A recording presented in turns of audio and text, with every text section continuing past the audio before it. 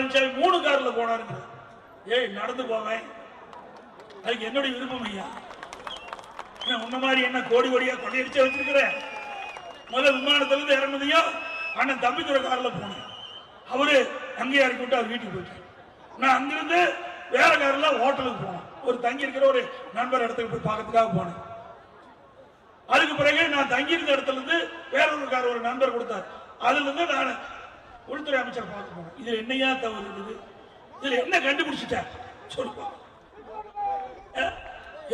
உள்துறை அமைச்சர் பாத்தீங்கன்னா ஏன் அவர் என்ன பாகிஸ்தான் இருக்கிற அமைச்சரா? இந்திய நாட்டுடைய உள்துறை அமைச்சர் ஐயா. அவரை தான் நான் பார்க்க போனேன். நான் பார்க்க போறதுக்கு முன்பாகவே சட்டமன்றத்தில் நீங்க பேசுறீங்களா? எதிர்கட்சி தலைவர் எடப்பாடி பழனிசாமி அவர்கள் உள்துறை அமைச்சரை சந்திக்கின்ற பொழுது இதெல்லாம் பேச வேண்டும் என்று நீங்க சொன்னீங்களா? நாம பார்க்கறதெல்லாம் பொறுக்கல. ஏன்னா எப்ப பார்த்தாலும் ஸ்டாலின் பேசுறாரு நாடாளுமன்றத்தில் 39க்கு 39 வெற்றி பெற்று விட்டோம் என்று. ஏன்னா அத்தனை பேர் பெஞ்ச தேய்ச்சிட்டு இருக்காங்களா நாடாளுமன்றத்தில்?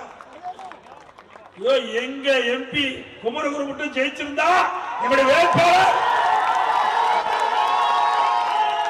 நான் பேசுற பேச்ச நாடாளுமன்றத்தில் பேசியிருப்பார். தமிழ்நாட்டு மக்களுடைய குரல் நாடாளுமன்றத்தில் ஒலித்திருக்கும்.